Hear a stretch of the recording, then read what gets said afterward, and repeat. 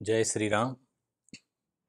जयाचा जनी जन्मनामार्थ झाला, जयाने सदा वासनामात केला. जयांच्या मुखी सर्वदा नाम कीर्ती, नमस्कार त्या ब्रह्मचैतन्य मूर्ती. सद्गुरुनाथ महाराज की जय. जय जय रघुवीर समर्थ, श्रीराम समर्थ. जय श्रीराम. सगळ्यांना माझा नमस्कार. आपण रोज 13 माळा आत्मशुद्धीसाठी या उपक्रमाअंतर्गत आपल्या महाराजांच्या तत्त्वज्ञानावर आधारित चिंतन करत आहोत. जवळपास वर्षभर आपण या उपक्रमामध्ये सगळेजण सहभागी झालेलो आहोत. मागच्या वसुबारसेला आपण हा उपक्रम महाराजांच्या कृपेने आणि प्रेरणेने सुरू केला आणि बघता बघता हजारो लोक त्यामध्ये सामील झाले आणि एक नामाची बैठक सगळ्यांची तयार झाली. आपण सगळेजण कमीत कमी 45 मिनटं ते 50 मिनटं अशा 13 माळा जप करू लागलो रोज. आपली नामाची बैठक जशी एकीकडे तयार होतीये, तसतसं आपण महाराजांच्या तत्त्वज्ञानावर आधारित चिंतनही करत होतो आणि त्यातून महाराजांच्या तत्त्वज्ञानाचा आपण अभ्यास करत होतो.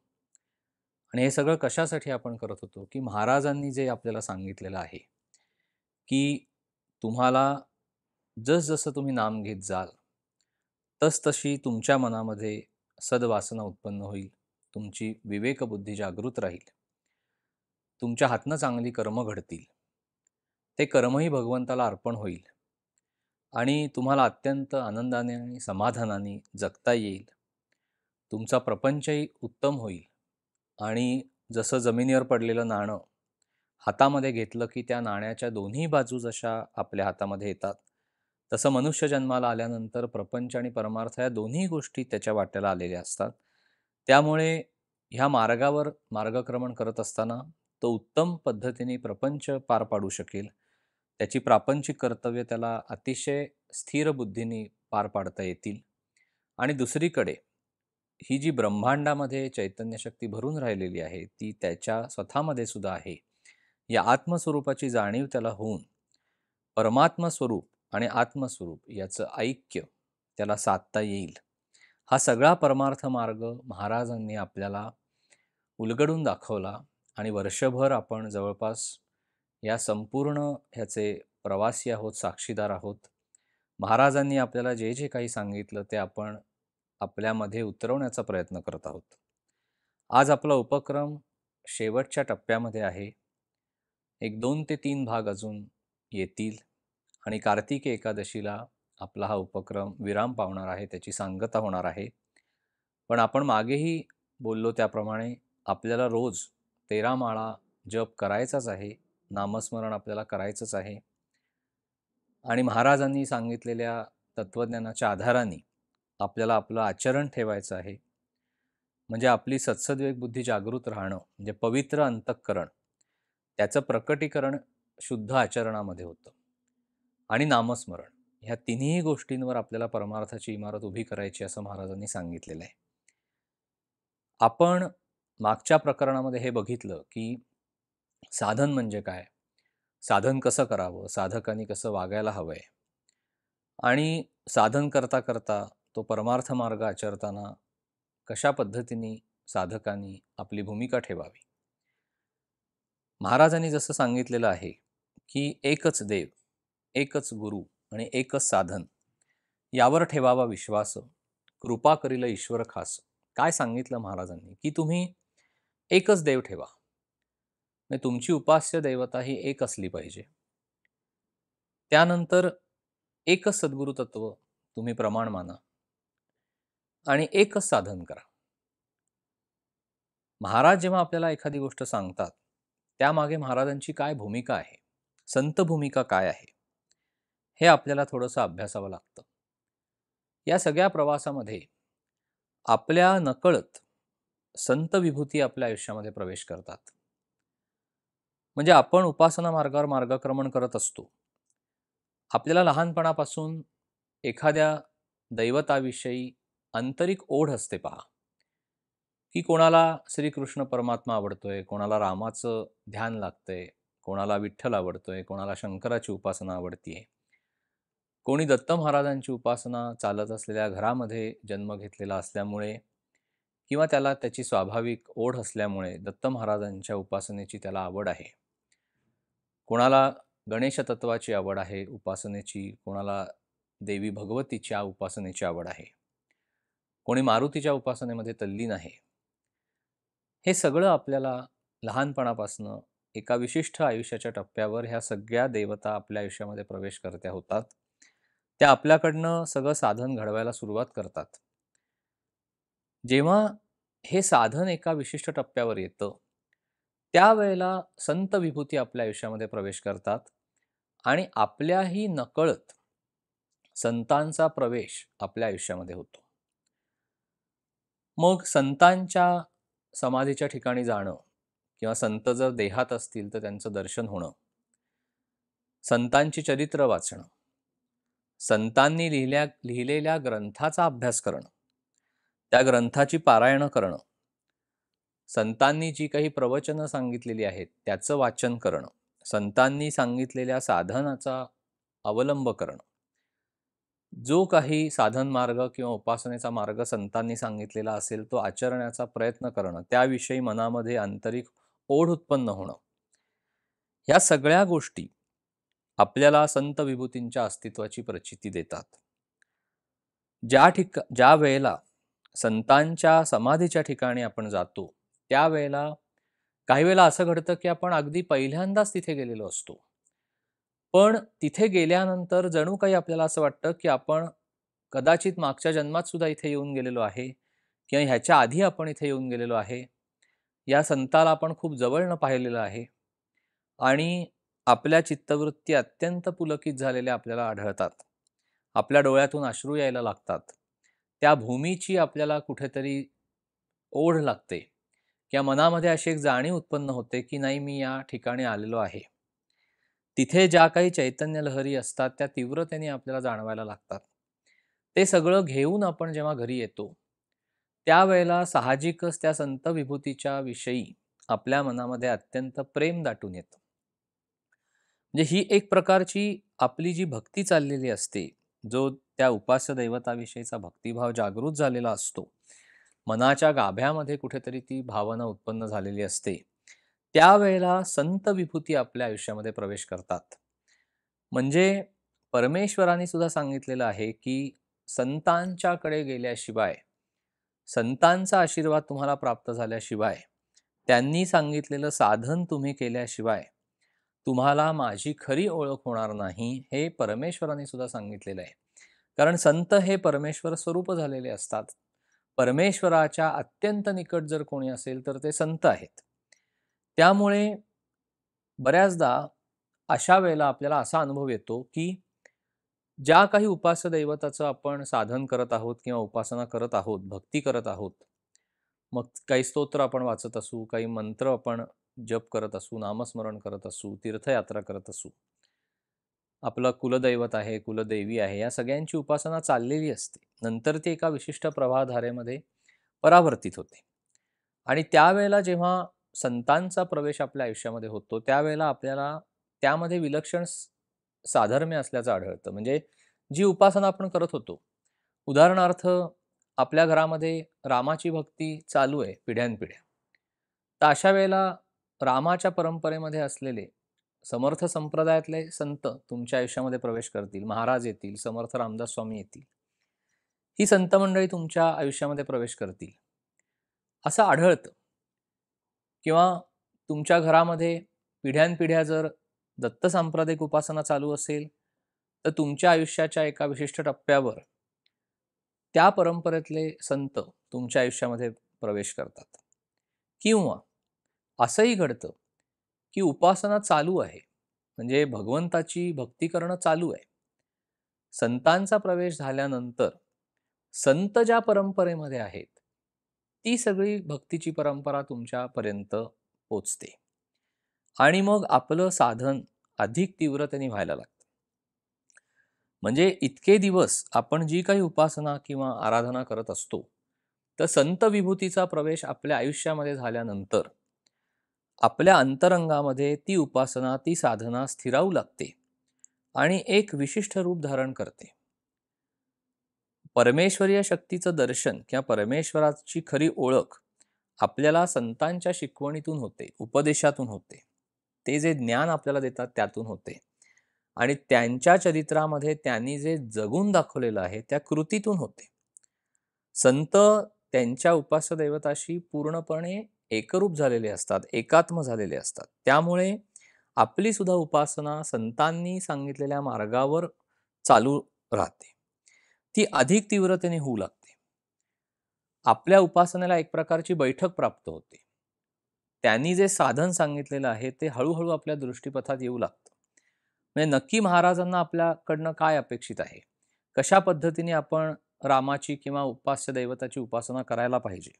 कशा पद्धतीने नामस्मरण व्हायला पाहिजे? त्यांची शिकवण काय आहे? त्यांच्या शिकवणीचा गाभा काय आहे?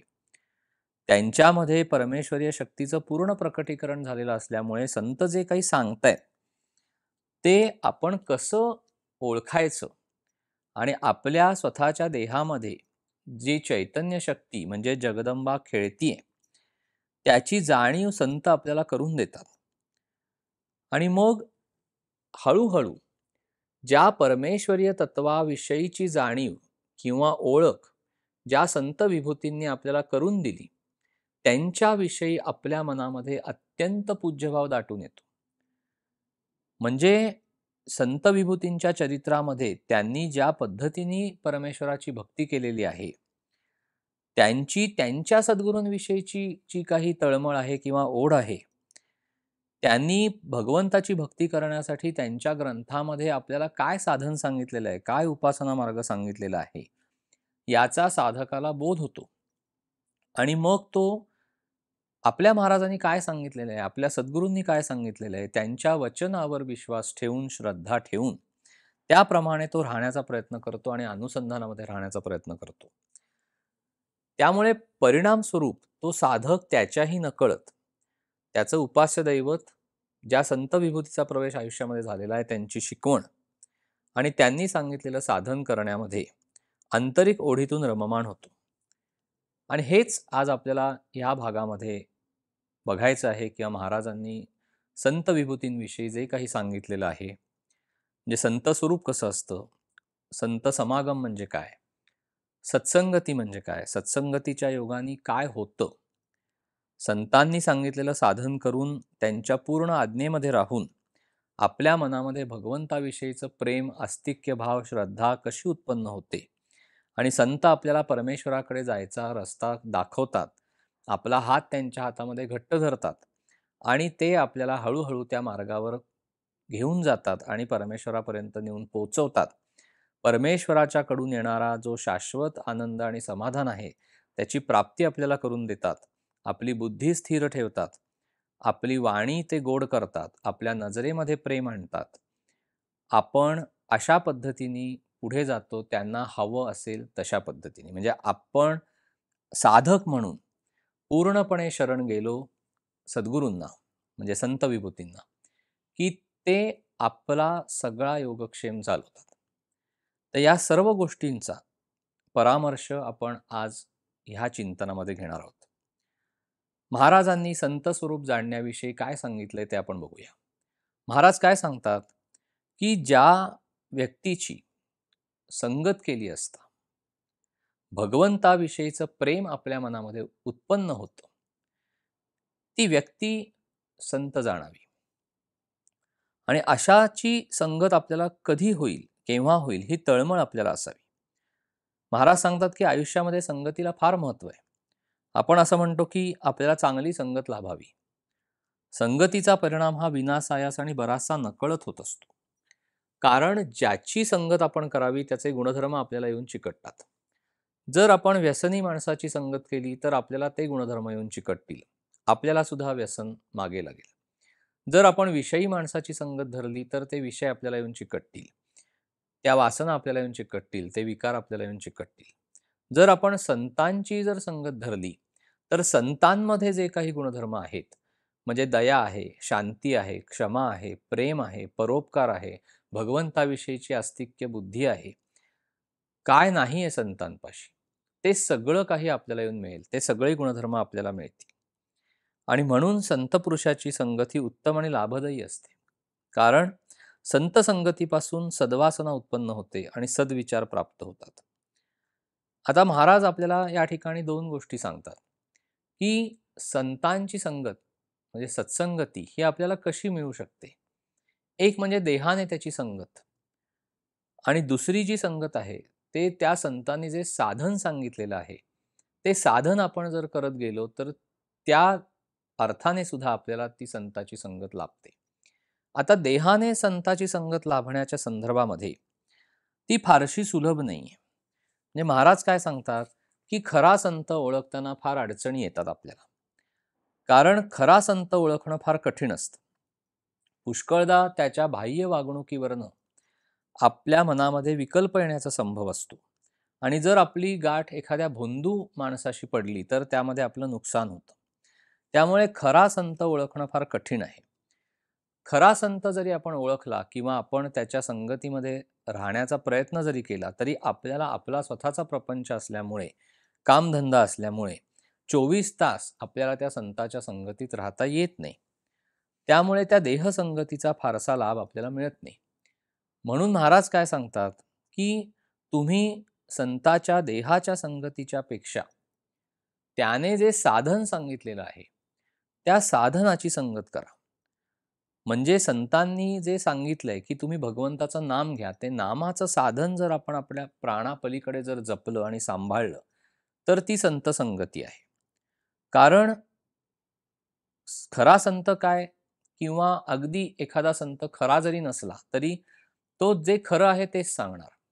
त्यामुळे ते साधन करताना मात्र आपली फसगत होणार नाही. पण जर दैववशात खऱ्या संताचा लाभ जर आपल्याला झाला, तर मात्र आपलं काम लवकर होतं असं महाराजांचं सांगणं आहे.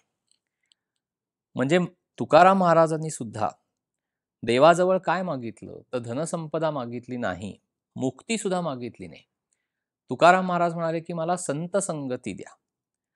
त्यामुळे संत संगतीमध्ये संताच्या संगतीबरोबर त्याच्या ठिकाणी जी भगवंताची सगुण उपासना, पूजन, अर्चन, श्रवण, स्मरण ह्या सगळ्या गोष्टी चालत असतात, त्याचा सगळ्याचा लाभ आपल्याला आपोआप होतो.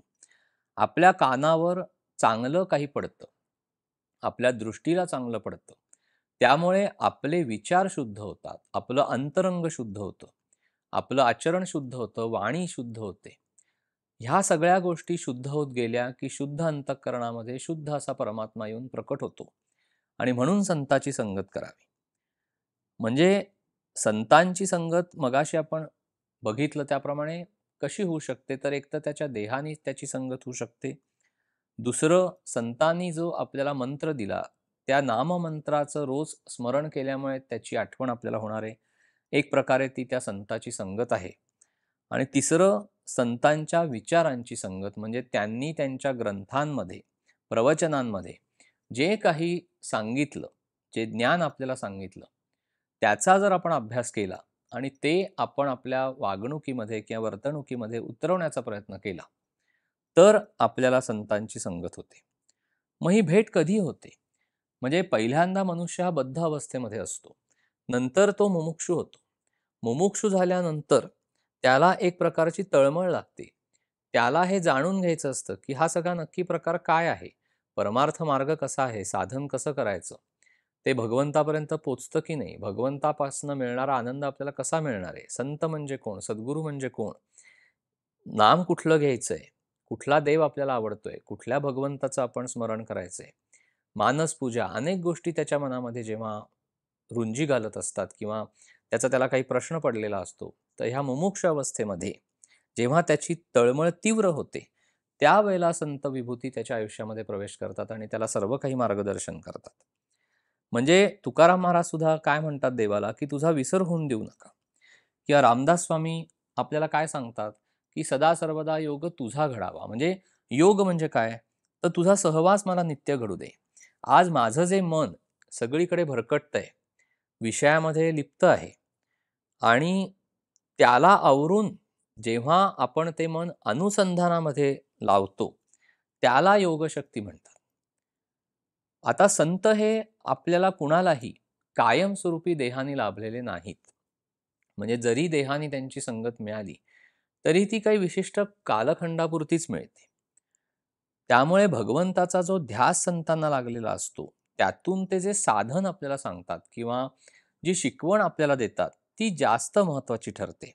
कारण जेव्हा संत देह सोडतात, तेव्हा त्यांचा विचार पुढे जात असतो आणि त्या विचारांना घेऊन आपण प्रगती करत असतो. त्यामुळे ते महत्त्वाचं आहे. देहाच्या कोणत्याही अवस्थेमध्ये भगवंताचं अनुसंधान असणं, हे संतांच्या चरित्राचं खरं मर्म आहे. म्हणजे आपण संतांची चरित्र जर बघितली, तर ते सदैव अनुसंधानामध्ये असतात. त्यामुळे आज संत जरी देहामध्ये नसले, समाधी घेऊन शेकडो वर्ष झालेली असली, तरी आज का त्या स्थानाचं महात्म्य टिकू नये? का त्या संताचं महत्त्व टिकू नये? कारण आजही ते संत सूक्ष्म रूपाने आपल्यापाशी येतात. त्यांनी सांगितलेल्या शिकवणीचा जर खरोखरी आपण अभ्यास केला, त्यांनी सांगितलेल्या साधनाचा आपण अभ्यास केला, तर ते सर्वतोपरी सहाय्य करायला आपल्याला आपल्यापाशी अक्षरशः उभे असतात. आपण त्यांना पाहू शकत नाही म्हणून आपल्याला असं वाटतं, की खरंच हे सगळं पोहोचतंय का त्यांच्यापर्यंत? पण ते अधूनमधून त्याची जाणीव आपल्याला सगळ्यांना करून देतात, हा आपल्याला अनुभव आहे. म्हणजे महाराजांनी काय उदाहरण दिलंय, की आगगाडीमध्ये जी माणसं बसलेली आहेत.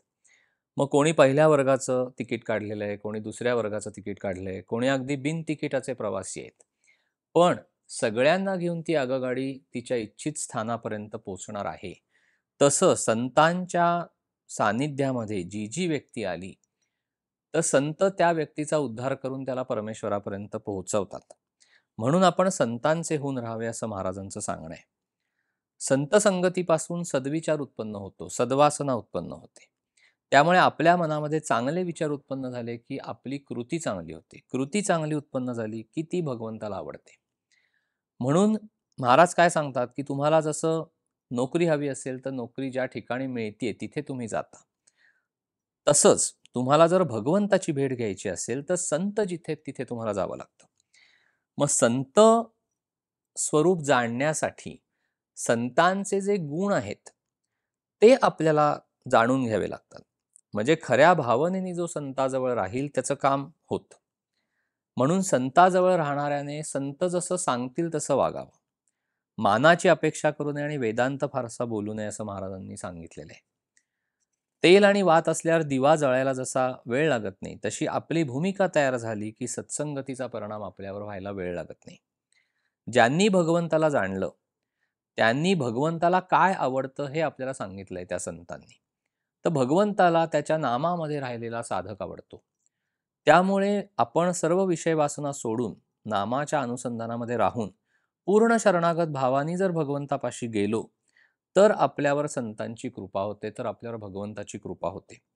पण आपलं दुर्दैव असं आहे, की आपण आपल्या प्रपंचामध्ये इतके खोल बुडालेलो आहोत, की संतांची हाकच आपल्याला ऐकायला येत नाही. ती ऐकू येईल इतक्या तरी संतांच्या अंतरावर असावं.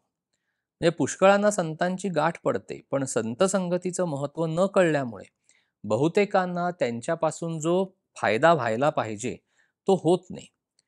म्हणून जो विषयी माणसाला विषयातून बाहेर काढतो, तो खरा संत. म्हणजे महाराज संत स्वरूप आपल्याला उलगडून सांगतायत. म्हणजे पहिल्यांदा महाराजांनी आपल्याला काय सांगितलं, की ज्याची संगत केली असता भगवंताविषयीचं प्रेम आपल्या मनामध्ये उत्पन्न होतं, तो संत. आणि जो विषयी माणसाला त्याच्या विषयातून बाहेर काढतो, तो संत जाणावा. म्हणजे जगातील वैभव, ऐश्वर्य, संपत्ती, लौकिक आणि कीर्ती हे परमात्म्या वाचून मातीमोल साधू संत गणती. म्हणजे साधू संतांना ह्या सर्व गोष्टींची काहीही किंमत नसते.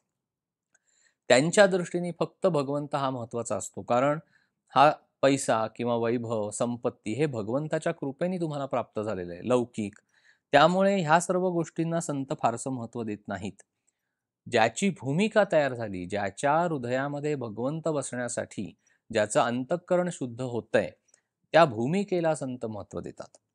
म्हणजे संतांना देव हवासा वाटतो, तसा देव आपल्याला हवासा वाटतो का? हे आपण अभ्यास करायला पाहिजे.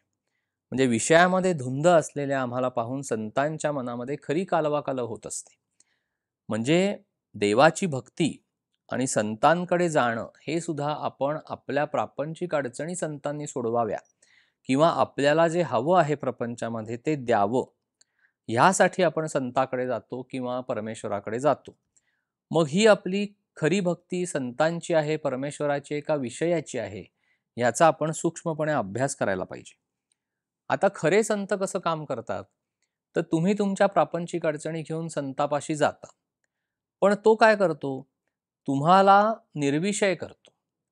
म्हणजे विषय तृप्तीसाठी संताच्या पाशी जावे आणि त्या संतांनी तुम्हाला निर्विषय करावे, म्हणजे आता कुठलीही इच्छा माझी राहिलेली नाही, या अवस्थेपर्यंत जे तुम्हाला आणतात ते संत आहेत. त्यामुळे काही मागण्याची इच्छाच संत नष्ट करतात. प्रपंचामधले लोक आपण सगळेजण विषय सुखासाठी धडपडत असतो. आपल्याला प्रपंचामध्ये अनेक गोष्टी हव्या आहेत असं आपल्याला वाटतं. आपल्या परमार्थाची किंवा साधनेची सुरुवात सुद्धा बऱ्याचदा तिथूनच होते, की आपण देवापाशी का जातो? की देवा तू माझं अमुक अमुक एक काम कर, किंवा मला असं असं हवं आहे, नोकरी हवी आहे किंवा लग्न ठरत नाहीये, अनेक गोष्टी आहेत, मूल होत नाहीये, घरामध्ये पैसा टिकत नाहीये. ज्या म्हणून काही प्रपंचामध्ये गोष्टी कमी आहेत, त्या मला तू प्राप्त करून दे.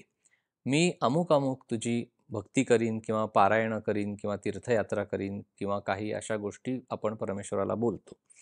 किंवा जेव्हा संतापाशी जातो किंवा संत स्वरूप असलेल्या अधिकारी व्यक्तींपाशी जाऊन आपण आपल्या प्रापंचिक गोष्टी सांगत असतो. पण ती व्यक्ती जरी तुम्हाला काही उपासनेचा मार्ग सांगून तुम्हाला थोडंसं त्या गोष्टी प्राप्त करून देण्याच्या दृष्टीने जरी भगवंताची करुणा भाकत असतील, तरी सुद्धा संतांच्या मनामध्ये खरी तळमळ कशाची असते, की तुम्ही निर्विषय व्हा. म्हणजे तुम्ही तुमचा संपूर्ण प्रपंच किंवा तुम्ही जे काही करता आहे ते सगळं प्रारब्ध योगावर सोडून तुम्ही कष्ट व्यवस्थित करा. म्हणजे प्रयत्न आपल्याला पूर्ण करायचा आहे, त्याच्यामध्ये आपल्याला कमी पडायचं नाहीये. पण प्रयत्न करून सुद्धा जर आपल्या मनासारखं होत नसेल, तर ती भगवंताची इच्छा आहे, भगवंत स्वरूप असलेल्या संतांची इच्छा आहे, असं मानण्या एवढी भूमिका आपली तयार व्हायला पाहिजे. ही कळकळ संतांना लागलेली असते.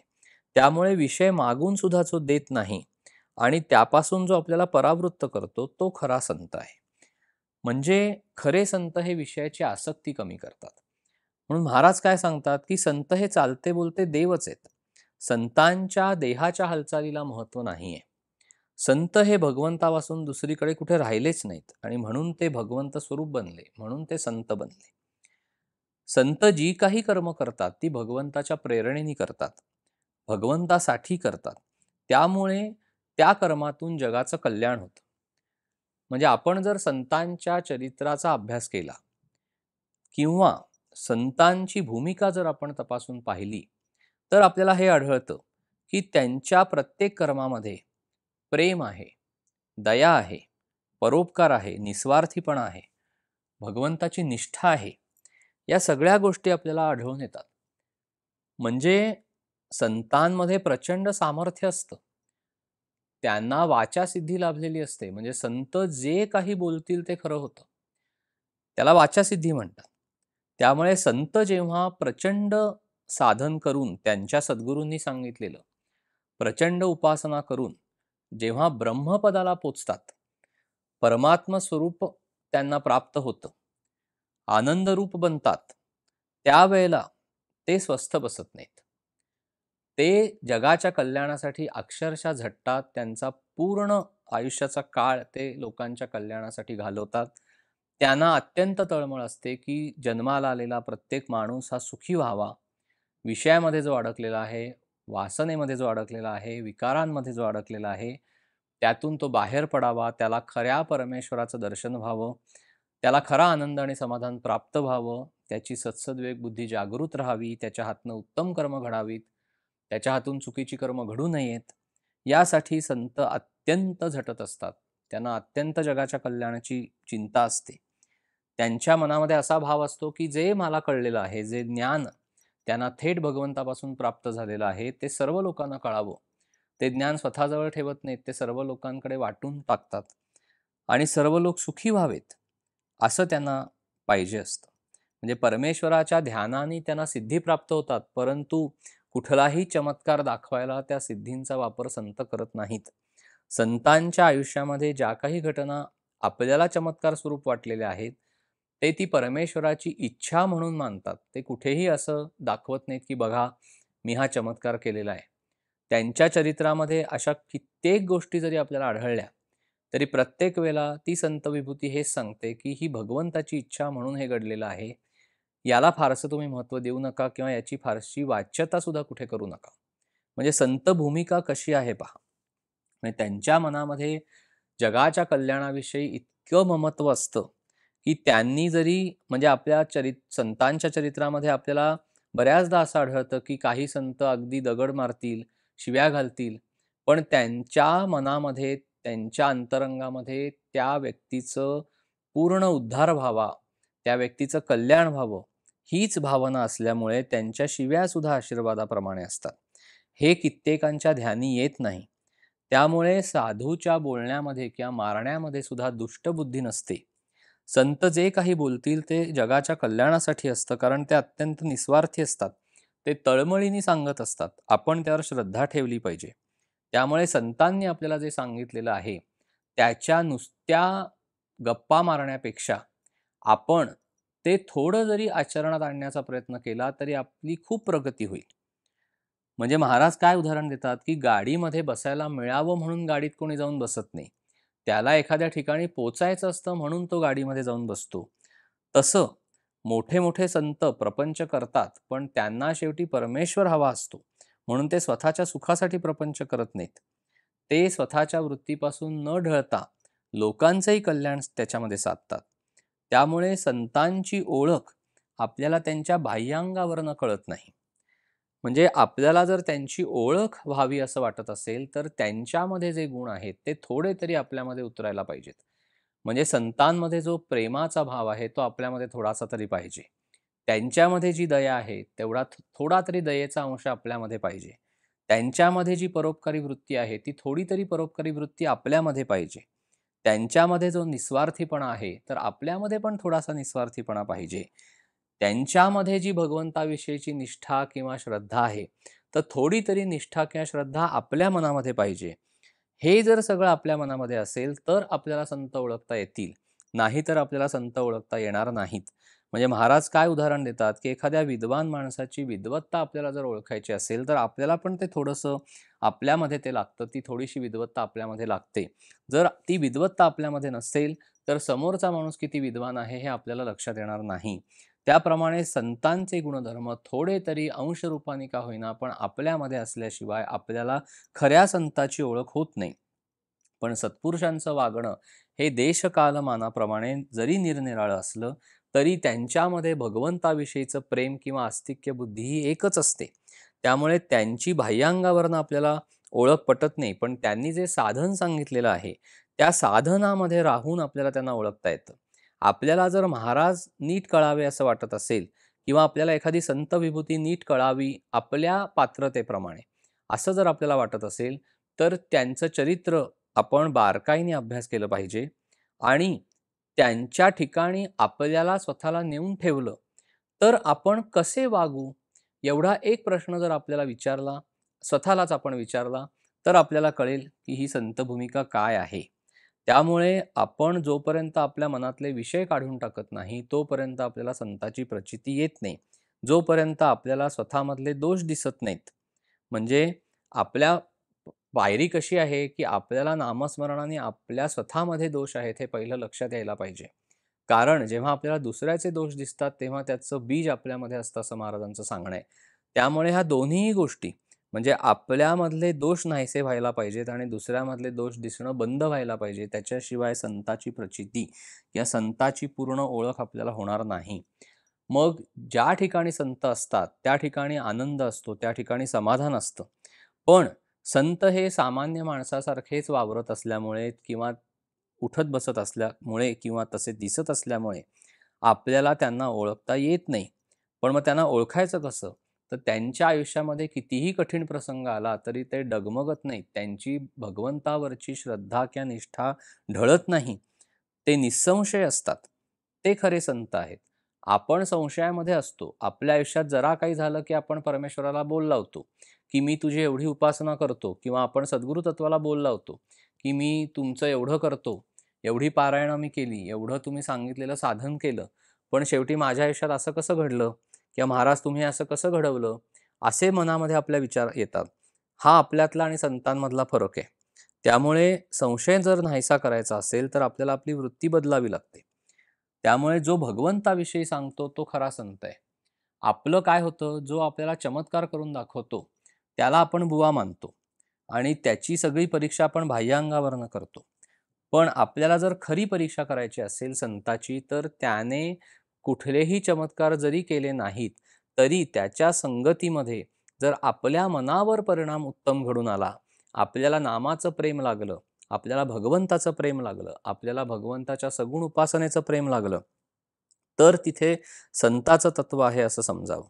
त्यामुळे संतांचं चरित्र हे जास्त मानसिक असतं. त्याच्या चरित्रामध्ये देहाच्या हालचालींना दुय्यम महत्त्व आहे आणि चमत्कारांना तर फारच कमी महत्त्व आहे. म्हणजे आपण अगदी महाराजांचं चरित्र जरी वाचलं, तरी प्रत्येक ठिकाणी महाराजांनी हे सांगितलेलं आहे, की जरी तुम्हाला हे काही घडलेलं दिसलं, तरी ती रामाची इच्छा आहे आणि तुम्ही हे कुठे बोलू नका किंवा ह्याची कुठे वाच्यता करू नका. हे महाराजांनी पण त्यांच्या चरित्रामध्ये आपल्याला उल्लेख सापडतो, की महाराजांनी पण स्वतः याचा पुनरुच्चार केलेला आहे, की हे जे काही सगळं घडतं आहे ते रामाची इच्छा आहे. म्हणजे इतके संत पूर्णपणे भगवंताला शरण गेलेले असतात.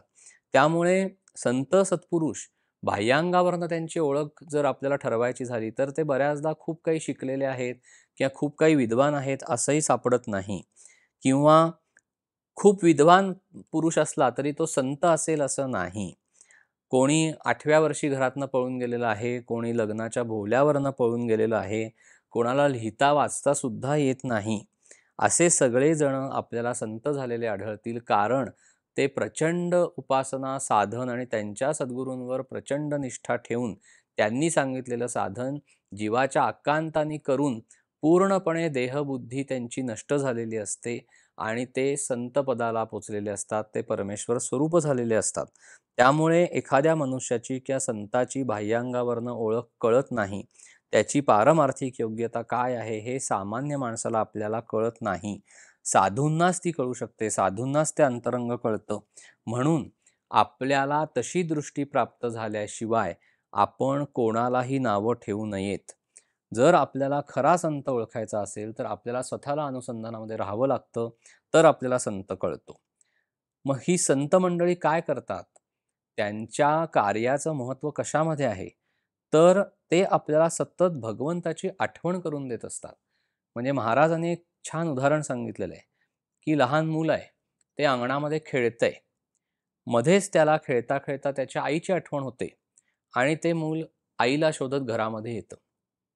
तसं म्हणजे इथे काय आहे, की मूल जरी खेळामध्ये रममाण झालेलं असलं, तरी त्या मुलाला त्याच्या आईचं कुठेतरी सूक्ष्म स्मरण आहे. तसं आपण प्रपंचाचा जरी खेळ मांडलेला असला, तरी भगवंताच्या स्मरणाची जी किल्ली आहे, ती सद्गुरूंच्या पाशी आहे. ती संतांच्या पाशी आहे. त्याच्यामुळे आपण संतांना शरण गेलो, की संत आपल्याला भगवंताचं स्मरण करून देतात. त्यामुळे ह्या प्रपंचाच्या खेळामध्ये संत आपल्याला अलगद बाहेर काढतात आणि भगवंतापाशी पोहोचवतात. संत अजून काय करतात, तर विद्येच्या भोवऱ्यामध्ये अडकलेल्या किंवा सापडणाऱ्यांना बाहेर ओढून काढण्याचं काम संत करतात. कारण विद्वत्ता ही भोवऱ्यासारखी आहे. भोवरा जसा असतो पाण्याचा, की तो वरवरनं फिरत असतो, पण आत तो फार शांत असतो. तसं जी लोकं वरवरनं विद्या शिकतात, ती मतमतांतरामध्ये अडकतात आणि जे लोक खोल तळाशी जातात, त्यांना खरं काय आहे ते आपोआप कळतं, म्हणजे आत्मज्ञान होतं. जे सगळीकडे सारखंच असतं. त्यामुळे जी लोकं अशा पद्धतीने विद्येच्या किंवा ज्ञानाच्या भोवऱ्यामध्ये सापडलेली आहेत, त्यांना त्यातून ओढून काढून भक्ती मार्ग दाखवून भगवंतापाशी पोहोचवण्याचं खूप मोठं कार्य संत करतात. कारण विद्या ही बऱ्याचदा भगवंतापासून व्यक्तीला दूर नेते. कारण त्यातून अभिमान उत्पन्न होण्याचा संभव असतो. म्हणून ज्ञानमार्गाने अभिमान पटकन उत्पन्न होतो. म्हणजे महाराजांनी काय उदाहरण दिलंय, की वारकरी पंथामधले लोक अत्यंत श्रद्धाभावानी विठ्ठल विठ्ठल असं करत थेट पांडुरंगापर्यंत पोचतात. पण विद्वान चिकित्सक माणसं पांडुरंग म्हणजे कोण आहे, त्याचं स्वरूप कसं आहे, अशा चिकित्सेमध्ये अडकल्यामुळे त्यांना त्या पांडुरंगाची खरी ओळख होऊ शकत नाही. आणि तिथे भक्ती मार्ग हाच संतांनी जगाला दाखवलेला आहे. म्हणजे महाराज काय सांगतात, की घरामध्ये बदाम, खारका यांची पोती भरून ठेवलेली आहेत. पण जोपर्यंत ते पदार्थ तुम्ही खाऊन तुमच्या ते रक्तामासामध्ये जोपर्यंत जात नाहीत, तोपर्यंत जसा त्या खारकांचा किंवा बदामाचा उपयोग नाही, तसं जरी ज्ञान प्राप्त झालं पुस्तकं वाचून, तरी जोपर्यंत तुम्ही ते आचरणामध्ये आणत नाही, तोपर्यंत त्या ज्ञानाचा काहीही उपयोग नाही. ते व्यर्थ जातं. म्हणून जर तुम्हाला ज्ञान प्राप्त करूनच घ्यायचं असेल, तर महाराज सांगतात, की मग संतांनी लिहिलेली पुस्तकं वाचा. संतांनी जे काही लिहिलं, जी ग्रंथसंपदा संतांनी उत्पन्न केली, ते तुम्ही वाचा. आणि त्याच्यामध्ये जो संतांनी उपदेश केलेला आहे, तो कसा आपल्याला आचरणामध्ये आणता येईल, याचा विचार करा. कारण संत हे त्यांच्या प्रचंड प्रखर अशा साधनेमुळे, त्यांच्या सद्गुरूंवर प्रचंड निष्ठा ठेवल्यामुळे भगवंत स्वरूप झालेले असतात. त्यामुळे त्यांना आत्मस्वरूपाची जाणीव झालेली असते, आत्मज्ञान प्राप्त झालेलं असतं. त्यामुळे त्यांना वेदांताचं मर्म कळलेलं असतं, असं महाराजांचं सांगणं आहे. आणि ते जे काही त्यांना कळलेलं आहे, ते त्यांनी त्यांच्या ग्रंथामध्ये लिहून ठेवलेलं असतं. अशा ग्रंथामध्ये जे लिहिलेलं आहे, त्यांची जी शिकवण आहे, त्यांनी जो उपदेश आपल्याला सांगितलेला आहे, जर आपण आपली सगळी मतं बाजूला ठेवून, त्यावर पूर्ण श्रद्धा ठेवून, त्याप्रमाणे जर आपण तो ग्रंथ वाचला आणि त्यांनी जो सांगितलाय मार्ग, तो आचरण्याचा प्रयत्न केला, जी शिकवण त्यांनी आपल्याला दिलेली आहे, ती शिकवण आपण आचरण्याचा प्रयत्न केला, तर आपल्याला भगवंताची प्राप्ती होईल, असं महाराजांचं सांगणं आहे. म्हणून महाराज काय सांगतात, की ज्ञानेश्वरी असेल, तुकाराम महाराजांची गाथा असेल, दासबोध असेल, गीता असेल, एकनाथ महाराजांचं भागवत असेल, हे ग्रंथ तुम्ही अत्यंत मनापासून वाचा. संतांचे ग्रंथ वाचून त्याची नुसती पारायण करण्यापेक्षा त्या संतांनी काय सांगितलेलं आहे ते जर आपण लिहून काढलं आणि त्यातनं एक एक एक एक गोष्ट आचरणात आणण्याचा प्रयत्न जर केला, तर महाराजांच्या म्हणण्याप्रमाणे त्या व्यक्तीची, त्या साधकाची हा म्हणता प्रगती होईल आणि त्याला अत्यंत समाधान प्राप्त होईल. पण आपण नुसते ग्रंथ वाचले किंवा नुसती पारायणं केली, पण ती जर आचरणामध्ये आणली नाही, तर त्या वाचनाचा उपयोग होणार नाही. म्हणून वाचन आणि साधन या दोन्ही गोष्टी बरोबर चालाव्यात. म्हणजे चित्त शुद्ध होण्यासाठी जो सत्संगतीचा मार्ग महाराजांनी सांगितलेला आहे, तर त्याच्यामध्ये महाराजांनी अजून पुढे जाऊन दासबोधाचं उदाहरण दिलेलं आहे, की तुम्ही दासबोध वाचा. म्हणजे समर्थांनी जे आपल्याला सांगून ठेवलेलं आहे, त्या विश्वासाने जर आपण दासबोध ग्रंथ वाचला आणि त्याप्रमाणे आपण आचरण करण्याचा प्रयत्न केला, तर सगळ्यात पहिल्यांदा काय घडेल, तर आपल्यामध्ये असलेले दोष आपल्याला कळतील आणि आपलं अंतःकरण शुद्ध होईल. आणि आपलं अंतःकरण शुद्ध झालं, की आपल्याला भगवंताची प्राप्ती होईल. आणि म्हणून महाराज काय सांगतात, की आपण संतांना देहात पाहू नये. त्यांनी जे साधन आपल्याला सांगितलं, ते आपण त्या साधनामध्ये संतांना पाहावं. म्हणजे आपण जसजसं आपलं चित्त शुद्ध होत जातं आणि संत विभूती आपल्या आयुष्यामध्ये प्रवेश करतात, परमेश्वरीय शक्ती आपल्या आयुष्यामध्ये प्रवेश करते आणि संतांची जेव्हा आपल्याला भेट होते, तेव्हा म्हणजे आपली भूमिका तयार झाल्याशिवाय संत आपल्याला भेटत नाहीत. आणि एकदा का संत भेटले, की त्रिभुवनामध्येही जे नाही, ते तुम्हाला मिळवून देतात. तुम्हाला सगळ्यातनं निवृत्त करतील. आपल्याला विषयांची आठवण सुद्धा राहणार नाही संतांच्या सहवासामध्ये. म्हणजे उदाहरण महाराज काय देतात, की खूप तहान लागलेली आहे. त्यावेळेला आपल्याला पाणी हवंसं वाटतं. पण ते पाणी प्यायल्यानंतर, आपली तहान भागल्यानंतर तेच पाणी आपल्याला नकोसं वाटतं. म्हणजे आपली त्यातून निवृत्ती होते. तसं संत घडवतात, की तुम्हाला सगळे काही विषय भोगायला देतील आणि एक क्षण असा आणतील, की त्या विषयातनं तुम्हाला हे करतील, म्हणजे निवृत्त करतील. संत हे देहातीत असतात. त्यामुळे संतांकडे गेल्यानंतर आपला देहाचा अभिमान कमी होतो. तीर्थास तीर्थपण, देवास देवपण आणि संतास संतपण आपण आपल्या भावनेने देतो. त्यामुळे संतांकडे जर आपण पाहिलं, त्यांच्या देहाच्या हालचालींकडे पाहिलं, तर व्यवहारापुरतीच देहाच्या विषयीची त्यांना जाणीव असते किंवा स्मृती असते. संतांच्या मनावर सुखदुःखाचा कुठलाही परिणाम होत नाही. संत हे देहातीत असतात. त्यांचं अंतःकरण अत्यंत शुद्ध असतं. म्हणजे अगदी काही संत आपल्याला अगदी शिव्या घालणारे जरी दिसले, तरी सुद्धा त्यांच्या शिव्या ह्या आशीर्वाद स्वरूप असतात. ते आशीर्वादच असतात. त्यामुळे आपल्याला संताकडे संत भूमिका घेऊन जावं लागतं आणि पाहावं लागतं, तेव्हा त्या संताची खरी ओळख आपल्याला होते. कारण प्रापंचिक माणसामध्ये आणि संतामध्ये हाच फरक आहे, की आपण प्रापंचिक माणसं करतेपण आपल्याकडे घेतो आणि संत ते करतेपण स्वतःकडे न घेता भगवंताकडे देऊन टाकतात. म्हणजे रामाकडे देतात. हे संतांच्या ठायी अहंकाराला जिवंतच राहता येत नाही. कारण परोपकार करायला जो लागणारा पर आहे, तोच त्यांच्या ठिकाणी नसतो. म्हणजे दुसऱ्यासाठी मी काही केलं ही भावनाच नसते. कारण सगळेच त्यांचे असतात. त्यामुळे आपण दुसऱ्यासाठी काही केलं ही जशी भावना आपल्या मनामध्ये येते, की आपण जर एखाद्याला मदत केली, तर आपण असं म्हणतो काही दिवसांनी, की नाही मी अमुक-अमुक व्यक्तीला मदत केली. कारण ती व्यक्ती आणि आपण स्वतः भिन्न मानत असतो. पण संत त्या व्यक्तीला भिन्नच मानत नाहीत. कारण त्या व्यक्तीमध्ये असलेल्या भगवंतालाच संत ओळखत असतात. त्यामुळे संतांचं सगळं आयुष्य हे जगाच्या कल्याणासाठी आणि परोपकारासाठी असल्यामुळे त्यांनी दुसऱ्यावर उपकार केलाय ही सुद्धा जाणीव त्यांच्यापाशी आपल्याला आढळत नाही. कारण संपूर्ण त्यांचं आयुष्य ते राम करता या भावनेने घालवतात. आपण करते पण स्वतःकडे घेतलेलं असल्यामुळे आपल्याला सुख-दुःख भोगावं लागतं. आणि म्हणून आपल्यासारख्या प्रापंचिक माणसांना जर परमार्थाची ओळख व्हावी असं वाटत असेल किंवा भगवंताची प्राप्ती व्हावी असं वाटत असेल, तर संसारी संत उपयोगी पडतो. कारण संत काय करतात, स्वतः समाधान मिळवून ते दुसऱ्याला देतात. हे त्यांचे आपल्यावर फार मोठे उपकार आहेत. कारण संतांनी खऱ्या सुखाचा, समाधानाचा शोध घेण्यासाठी ते शांत बसले, त्यांनी ध्यान केलं, त्यांच्या गुरूंना ते शरण गेले, त्यांनी अत्यंत तळमळीने त्यांचं साधन केलं. मग गुरूंची कृपा त्यांच्यावर झाली, त्यांना अनुग्रह प्राप्त झाला त्यांच्या सद्गुरूंकडनं. आणि मग असे शिष्य स्वतःही सद्गुरू तत्वावर जाऊन बसले, तिथपर्यंत ते पोहोचले आणि जगाचं कल्याण त्यांच्या हातनं होतंय. त्यामुळे असे संत आपल्या आयुष्यामध्ये प्रवेश करणं आणि त्यांनी आपल्याला उपदेश करणं, त्यांनी आपल्याला साधन मार्गावर जाण्यासाठी प्रवृत्त करणं, ही संतांची फार मोठी आपल्यावर कृपा आहे आणि फार मोठे उपकार आहेत. कारण संत जेव्हा आपल्या आयुष्यामध्ये प्रवेश करतात, तेव्हा भगवंताचं नाम जे त्यांनी प्रचंड प्रखर साधनेनी सिद्ध केलेलं आहे, ते नाम सिद्ध करून देणं हा संतांचा जगावर असलेला फार मोठा उपकार आहे.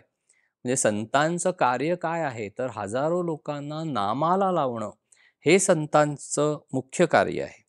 कारण नामाचं महत्त्व एका संत कृपेशिवाय आपल्याला कळू शकत नाही. आपल्याला महाराज होते म्हणून आपल्याला नामाचं महत्त्व कळलं. समर्थ रामदास स्वामी होते म्हणून आपल्याला नामाचं महत्त्व कळलं. सगळे संत आहेत म्हणून त्यांनी जे आटोकाटीनी, तळमळीने सांगितलं, की तुम्ही फक्त विठ्ठल, विठ्ठल करा. तुम्ही फक्त नाम घ्या त्या भगवंताचं, तुम्हाला भगवंत प्राप्त होईल. संतांमुळे आपल्याला कळलं नामाचं महत्त्व. त्यामुळे संत वचनावर विश्वास ठेवून आपण अखंड नाम घ्यावं, समाधानामध्ये राहावं. कारण नामामध्येच भगवंताचं अस्तित्व आहे. संतांनी आपल्याला फार मोठे उपकार आपल्यावर केलेले आहेत. कारण त्यांनी नामरूपी जादूचा दिवा आपल्या हातामध्ये दिलेला आहे. त्याच्यामध्ये सत्संगतीचं तेल घालत राहणं, ही आपली फार मोठी जबाबदारी आहे. म्हणजे संत हे कसे आहेत, तर संत आईसारखे आहेत. संतांनी काय केलं, निर्गुण निराकार असलेल्या परमेश्वराला जाणून त्यांनी परमेश्वराला सगुणामध्ये आणलं, साकार केलं. हे जगावर संतांचे असलेले उपकार आहेत. कारण आपण निर्गुण निराकार परमात्म्याला साध्या डोळ्यांनी बघू शकत नाही, ओळखू शकत नाही. त्यामुळे आपल्याला ते निर्गुणत्व किंवा ती चैतन्य शक्ती कळावी, याच्यासाठी भगवंताला संतांनी जाणून सगुणामध्ये आणलं, साकारामध्ये आणलं, आपली श्रद्धा तिथे एकवटली आणि म्हणून आपल्याला भगवंताची ओळख झाली. म्हणून महाराज काय सांगतात, एक छोटंसं उदाहरण महाराज देतात, की एका गृहस्थाला इतकं काम असायचं दिवसभर, की त्याला जेवायला सुद्धा वेळ होत नसायचा. मग त्याच्या आईनी काय केलं, त्याच्या खिशामध्ये बदाम, खडीसाखर किंवा काही वड्या अशा जिन्सा ठेवल्या. मग काय झालं, त्याच्या आईनी त्याला सांगितलं, की "तुला दिवसभर वेळ होत नाही ना जेवायला, तर जाता येता मी तुझ्या खिशामध्ये हा जो काही खाऊ ठेवलेला आहे, हा तू दिवसभर खात राहा. म्हणजे तुझ्या शरीराला आवश्यक असलेल्या गोष्टी त्यातून प्राप्त होतील." तसं संतांनी आपल्याला हा नामरूपी खाऊ दिलेला आहे, असं महाराजांचं सांगणं आहे. महाराज काय सांगतात, की जाता येता काम करताना हा नामरूपी खाऊ तुम्ही हळूहळू तोंडात टाकत जा. म्हणजे तुमची जी काही पारमार्थिक प्रगती आहे, म्हणजे भगवंताचं नाम घेत राहा, दिवसभर अनुसंधानामध्ये राहा, म्हणजे भगवंताची कृपा तुमच्यावर होईल. भगवंत आणि त्याचं नाम आणि संत ह्या सर्व गोष्टी जेव्हा आपल्या आयुष्यामध्ये प्रवेश करतात, कारण संत हे नेहमी नामामध्ये असतात. गाय जशी वासराच्या मागोमाग येते, तसं आपण नाम घ्यायला सुरुवात केल्यानंतर संत आपल्या मागोमाग म्हणजे त्या नामाच्या मागे येतात. म्हणून आपण हे आधीही चिंतनामध्ये बघितलेलं आहे, की तुम्ही पहिल्यांदा भगवंताचं नाम घ्यायला सुरुवात करा. आपण तळमळीने भगवंताचं नाम घ्यायला सुरुवात केली, की त्या नामाच्या पाठीमागे संत येऊन तुमच्या आयुष्यामध्ये प्रवेश करणार. या जन्मात नाही तर पुढच्या जन्मात का होईना, पण संत तुमच्या आयुष्यामध्ये प्रवेश केल्याशिवाय राहणार नाहीत. जेवढी आपली भूमिका तयार होईल लवकर, तेवढ्या संत विभूतीचा आपल्या आयुष्यामध्ये चटकन प्रवेश होईल. कारण संत जेव्हा आपल्या आयुष्यामध्ये प्रवेश करतात, तेव्हा त्यांची भूमिका आपल्याला परमेश्वर प्राप्तीचा रस्ता दाखवण्यासाठीच असते. त्या मार्गाने जर आपण गेलो, तर आपल्याला भगवंताची प्राप्ती होते. कारण संतांनी राम करता या भावनेने सगळं कर्म केलेलं आहे. म्हणून आपण काय करतो, मीपणाच्या भावनेने सगळी कर्म करतो, म्हणून सुख-दुःख त्याला चिकटतात आणि ते बंधनकारक असतं. म्हणजे आपण खूप ज्ञान प्राप्त केलं, खूप ज्ञानी झालो, पण त्या ज्ञानाचा उपयोग आपण काहीही करू शकलो नाही किंवा ते ज्ञान आपल्या वृत्तीमध्ये आपण उतरवू शकलो नाही, तर जसा त्या ज्ञानाचा उपयोग नाही, तसे म्हणजे आपल्याला सद्गुरू सांगत असतात, आपल्याला गुरु सांगत असतात, आपल्याला संत विभूती सांगत असतात. पण त्यांनी जो उपदेश केलेला आहे, त्यांनी जी शिकवण आपल्याला सांगितली आहे, ती जर आपण आचरणात आणली नाही, तर काहीही उपयोग नाहीये. त्यामुळे ह्या सगळ्या संतांनी आपल्याला जो नामस्मरणासारखा सोपा, सुलभ असा मार्ग सांगितलेला आहे, तो आपण आचरावा. म्हणजे जंगलामध्ये सापडलेल्या माणसाप्रमाणे आपलं झालेलं आहे. आपली वाट चुकलेली आहे. हे जेव्हा आपल्याला कळेल, तेव्हा त्या जंगलातनं बाहेर येण्याचा आपण प्रयत्न करू. पण आपण विषयामध्ये इतके गुरफटतो, की आपली वाट चुकली आहे हेच आपल्याला कळत नाही. त्यामुळे आपण ह्या जंगलातनं कसे बाहेर पडणार? आणि आपण पुन्हा-पुन्हा तिथे गुरफटत जातो. म्हणून महाराज काय सांगतात, की तुम्ही संत संगती निश्चयाने करा. संतांनी जे साधन सांगितलं, त्याचा निश्चयपूर्वक अवलंब करा. नामाने अनुसंधानामध्ये राहा. म्हणजे देहाने आपल्याला एकीकडे प्रपंच करता येईल, मनाने अनुसंधान ठेवता येईल आणि आपल्याला भगवंताची प्राप्ती करता येईल. म्हणून अत्यंत चिकाटीने आपण संतांचा समागम करावा. कारण इतक्या योनींमधनं आपला आत्मा किंवा आपला जीव जाऊन आपल्याला मनुष्य जन्म प्राप्त झालेला आहे. त्यामुळे सर्व संतांची तळमळ हीच असते, की आता तुम्हाला मनुष्य जन्म प्राप्त झालाय, तर ह्या देहाचा उपयोग तुम्ही भगवंताच्या प्राप्तीसाठी करा. कारण भगवंतापासून तुम्ही विलग होऊन आलेले आहात. त्यामुळे आपल्याला पुन्हा भगवंताच्याकडे जायचंय हा आपला मार्ग आहे. आणि म्हणून अत्यंत चिकाटीने आपण ह्या सर्व साधन किंवा उपासना चालवली पाहिजे. पण महाराज म्हणतात तसं, की आपण प्रपंचामध्ये इतके खोल जातो, की आपल्याला संत काय सांगतायत, ती हाक सुद्धा आपल्या कानावर येत नाही. म्हणून ती हाक आपल्या कानावर येईल इतक्या तरी जवळ त्यांच्या जावं. म्हणून देहाला विसरून आणि देवाला स्मरून आपल्याला ह्या सर्व गोष्टी करायच्या आहेत. आणि हा मार्ग समजून घेण्यासाठी आपल्याला संतांकडे जायचं आहे. म्हणून संतांजवळ राहावं आणि भक्तीचं साधन करावं असं महाराज सांगतात. महाराज पुढे संतांचं स्वरूप समजावून सांगताना आपल्याला काय सांगतात, की संतांची वाणी ही अत्यंत गोड असते, मऊ असते, हितकारक असते. म्हणून आपण तसं बोलावं.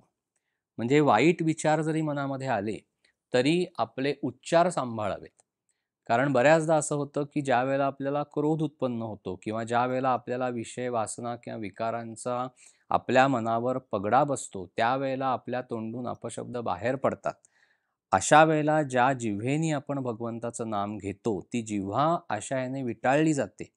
म्हणून महाराज किंवा संत मंडळी आपल्याला काय सांगतात, की तुम्ही जेव्हा कधी तुमच्या मनामध्ये वाईट विचार येतील, त्यावेळेला तुम्ही जबरीने नाम घ्या. नामाची जोड ठेवा. औषध जरी कडू असलं, तरी रोग बरा होण्यासाठी रोग्याला जसं ते कडू औषध घ्यावं लागतं, तसं प्रपंचातल्या ह्या व्याधी आधींनी ग्रस्त झालेल्या माणसाला संतांचं बोलणं काही वेळेला कितीही थोडंसं कडक किंवा तीव्र स्वरूपाचं वाटलं, त्यांनी सांगितलेलं साधन म्हणा, तरीसुद्धा ते जबरीने करावं. कारण त्याच्यामध्येच त्याचं हित असतं. महाराज एक छोटंसं उदाहरण देतात, की डोळ्यामध्ये आपला एक बारीक असा खडा गेलेला आहे. तर तो काढण्यासाठी लोणी घालतात. मग लोणी घातल्यावर काय होतं, की आपल्याला डोळ्याला न खुपता तो खडा बाहेर येतो आणि डोळा थंड होतो. त्याप्रमाणे संतांची वाणी ही गोड असते, मऊ असते आणि हितकारक असते. त्यामुळे आपण अगदी साधं बघितलं तर आपल्या घरातली मंडळी सुद्धा ऐकत नाहीत. पण तिथे संतांची वाणी किंवा संतांचं बोलणं हे जगावर राज्य करतं, परिणाम करतं. कारण ते सर्वव्यापक असतं. त्यांना भगवंताच्या प्राप्तीची तळमळ असते आणि हा भगवंत प्रत्येकाला प्राप्त व्हावा अशी सुद्धा त्यांना तळमळ असते.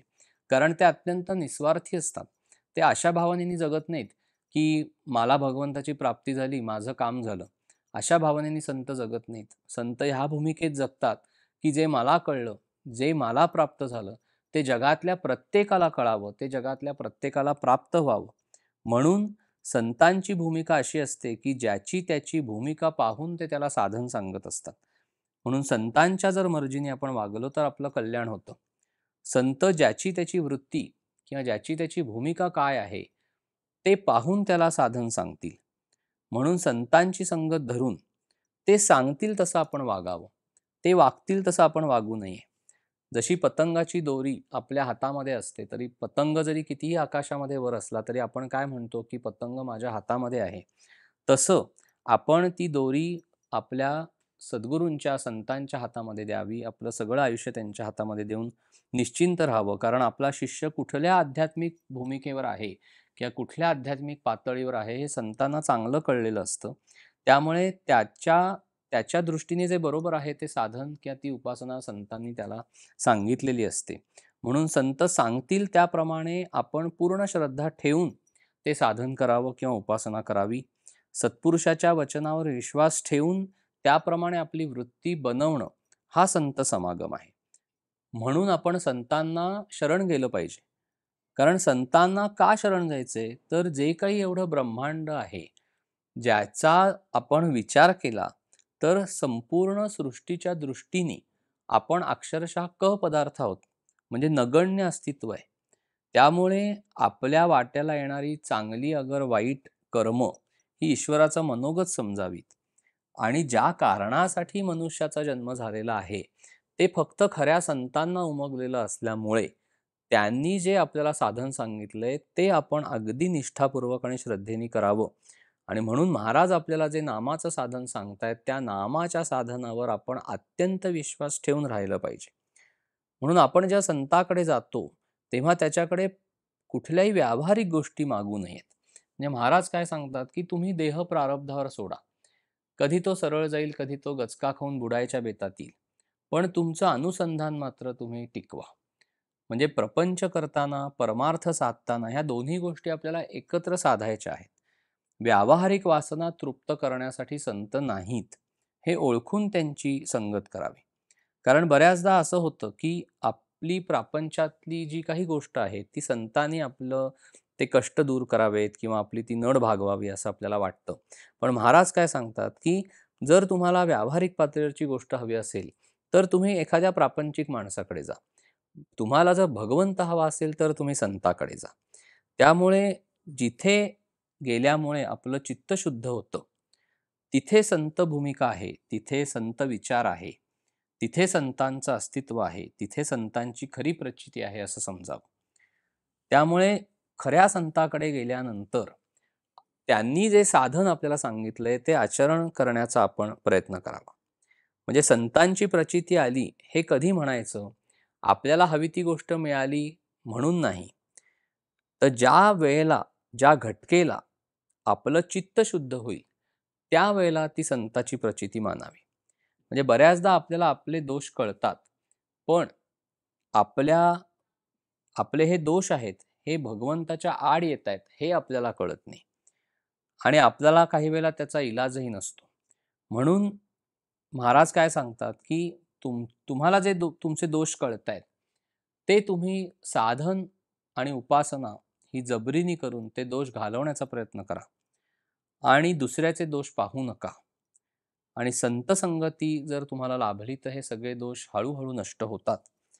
कारण संताजवळ जे काही असतं, जे समाधान असतं, जो आनंद असतो, तो आपल्याला लाभतो. विषयांची आवड कमी होते. विकार, विषय, वासनांचा खेळ सगळा क्षीण होत जातो आणि तिथे आपल्याला संताची प्रचिती आली असं आपण समजावं. म्हणजे रात्री झोपल्यानंतर जसा शिपाई गस्त घालत असतो, तसा साधू संत आपल्या गैरसावधतेमध्ये सुद्धा जागृत असतात. त्यामुळे संतांची भूमिका आपल्या आयुष्यामध्ये फार मोठं काम करत असते. संत जसे बोलतात तसं ते स्वतः वागतात. म्हणजे आपण आणि संत ह्यांच्यात मनुष्य धर्माप्रमाणे फरक नाही. पण संत ही भूमिका अशी आहे, की संत हा विचार असा आहे, की संत मंडळी जसं बोलतील तसं ते वागून दाखवतात. आपण बोलतो चांगलं किंवा लोकांना आवडेल असं आपण बोलतो, पण वागतो मात्र त्याच्या उलट. आणि आपण जसं बोलतोय तसं वागत नाहीये, हे आपल्याला चांगलं माहिती असतं. त्यामुळे आपल्या स्वार्थाच्या कोणी आड आलं, तर आपण वाईट बोलतो. म्हणजे एरवी आपण नीतीची तत्त्व सांगतो, पण जेव्हा आपल्यावरती वेळ येते, त्यावेळेला मात्र आपण उलट वागतो. म्हणून आपण अशी कृती करायला हवी, की आपल्याला नंतर तसं बोलता येईल. म्हणून आपल्याला संत भूमिका अशा पद्धतीने समजून घ्यावी लागते, की संत जसं बोलतात तसंच ते स्वतः वागतही असतात. संत हे सदा सर्वदा समाधी सुख भोगत असतात. सर्व ठिकाणी चराचरामध्ये भगवंत भरलेला आहे, व्याप्त आहे. ही भूमिका संत घेत ही भूमिका संतांनी घेतलेली असल्यामुळे त्यांच्या ठिकाणी द्वैत जाऊन अद्वैत साधलेलं असतं. हीच खरी समाधी संत भोगत असतात. संत ही संकटाची भीती नाहीशी करतात. म्हणजे आपण ह्या आपल्या चिंतनामध्ये संत स्वरूप आपण समजून घेण्याचा प्रयत्न करत आहोत, की संत नक्की कसे असतात. ते संकटाची भीती नाहीशी करतात. म्हणजे आपल्यावर येणारी संकट नाहीशी करतील असं नाही. आपल्याला प्रारब्ध भोगाप्रमाणे ते संकट झेलणं भाग असेल, तर ते भोगायला देतील. पण त्याच्यामधली जी भीती आहे, म्हणजे आपल्याला संकटापेक्षा त्या संकटाची भीतीच जास्त घाबरवून सोडते. तर संत निर्भय करतात, ती भीती नष्ट करतात. म्हणून संतांनी ज्या 4 गोष्टी आपल्याला करायला सांगितल्या त्या आपण कराव्या. पहिल्यांदा संतांनी काय सांगितलं, की निर्गुणत्व कळायला कठीण, म्हणून तुम्ही सगुण उपासना करा. सगुणातून तुम्हाला निर्गुण रहस्य कळेल. दुसरी गोष्ट संतांनी करायला सांगितली ती म्हणजे तुम्ही अभिमान सोडा. म्हणजे तुम्ही नम्रता बाळगा. तुम्ही नम्र भावाने जगाला सामोरे जा. जो सर्वांशी नम्र राहतो, तो भगवंताला प्रिय असतो. त्यामुळे जर भगवंताला प्रिय आपण असावं असं जर वाटत असेल, तर सर्वांभूती आपल्याला नम्रभाव ठेवता आला पाहिजे. तिसरी गोष्ट ही अन्नदान आहे. म्हणजे कलियुगामध्ये आपण यथाशक्ती अन्नदान करत जावं. जेवढं आपल्याला शक्य आहे तिथे आपण अन्नदान करावं. अन्नदानासाठी काही रक्कम त्या ठिकाणी पाठवावी, की जर आपल्याला स्वतःला ते करता येणं शक्य नसेल रोजच्या रोज, तर ज्या संतांच्या ठिकाणी, समाधीच्या ठिकाणी अन्नदान चालतं, तिथे काही रक्कम आपण अन्नदानासाठी द्यावी, शिधा द्यावा. पण आपल्या हातनं जेवढं काही अन्नदान होईल तेवढं करण्याचा प्रयत्न करावा. आणि चौथी गोष्ट जी महाराजांनी सांगितली ती म्हणजे भगवंताचं नामस्मरण अखंड ठेवावं. म्हणजे संतांनी आपल्याला 4 गोष्टी करायला सांगितल्या आहेत. एक भगवंताचं अखंड नामस्मरण म्हणजे अनुसंधान, दुसरं अन्नदान, तिसरी गोष्ट नम्रपणा किंवा नम्रपणाने आपण अभिमानरहित होऊन शरणभावाने राहणं आणि सगुण उपासना करणं, ह्या 4 गोष्टी संतांनी सांगितलेल्या आहेत. असं जर आपण करत गेलो, तर संत संगतीने साधनेमध्ये, उपासनेमध्ये तो साधक फार चांगली प्रगती करतो. म्हणजे संताजवळ राहिल्यामुळे आसक्ती पूर्णपणे जरी संपली नाही, तरी नकळत का होईना पण ती कमी-कमी होत जाते. म्हणून आपण नेहमी संत संगतीत राहावं असं महाराज सांगतात. म्हणजे संगतीचा आपल्या मनावर फार बारीक परिणाम होत असतो. म्हणजे उदाहरणार्थ महाराज काय उदाहरण देतात, की आपल्या हातामध्ये काठी जर दिली, तर आपल्याला ती काठी कोणावर तरी उगारण्याचा मोह होईल. पण आपल्या हातामध्ये जपाची माळ दिली, तर आपल्याला त्या माळेनी जपच करावा असा वाटेल. त्या माळेनी आपण कोणाला जाऊन मारणार नाही. त्याच्यामुळे आपल्या पोशाखात, वागण्यात, बोलण्यात सर्व ठिकाणी ती संगत परिणाम घडवत असते. म्हणजे तुम्ही जसा पोशाख कराल, जसं वागाल, जसं बोलाल, तसं सगळा परिणाम होत असतो. त्यामुळे संतांचा सहवास नेहमी ठेवावा. संत संगतीनी साधकाची कळत नकळत का होईना पण अत्यंत वेगाने आणि चांगल्या पद्धतीने पारमार्थिक प्रगती होत असते. संतांच्या संगतीमध्ये एकदा आपण गेलो की आपलं स्वतःचं कर्तृत्व संपतं. आपण आपल्या दोऱ्या संताच्या म्हणजे आपल्या आयुष्याच्या दोऱ्या संताच्या हातामध्ये दिल्या की आपल्या आयुष्याचं जे काही करायचंय ते संत करायला मोकळा आहे, असं आपण मानलं पाहिजे.